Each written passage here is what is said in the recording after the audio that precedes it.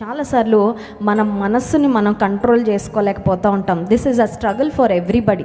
ఈ లోకంలో జీవించే ప్రతి వ్యక్తికి వచ్చే స్ట్రగులే. మన మనసులో ఉండే ఆలోచనలు, భావాలు, కొన్నిసార్లు బాధని కంట్రోల్ చేసుకోలేం, కొన్నిసార్లు కోపాన్ని కంట్రోల్ చేసుకోలేం, కొన్నిసార్లు డిప్రెషన్తో కూడిన ఆలోచనలు వస్తూ ఉంటే ఆపుకోలేం. నా మనసుని ఎలా నేను ఆపుకోవాలి, నా మనసులో వస్తున్న ఈ వేగంగా పరిగెడుతున్న ఈ ఆలోచన నేను ఎలా నియంత్రించుకోవాలి. కొన్నిసార్లు మన మనసును మనము స్వాధీనపరచుకోలేకపోతూ ఉంటాం. సంసోను జీవితంలో కూడా తన మనస్సును స్వాధీనపరచుకోలేకపోవటాన్ని బట్టి తన మనస్సును, తన హృదయాన్ని మరి ఫిలిస్తీయ స్త్రీలకు తను ఇచ్చివేయడం వలన సంసోను తన జీవితంలో భయంకరంగా నష్టపోయినట్లుగా మనం గమనిస్తాం. సంసోను యొక్క ప్రారంభము చాలా మరి గ్లోరియస్ బిగినింగ్. తన జీవితంలోని ప్రారంభం చాలా మహిమాన్వితంగా, చాలా గొప్పగా ఉంటుంది. కానీ సంసోను యొక్క అంతము ఒక రకంగా చెప్పాలంటే ఒక ట్రాజిక్ ఎండ్ అని చెప్పుకోవాలండి.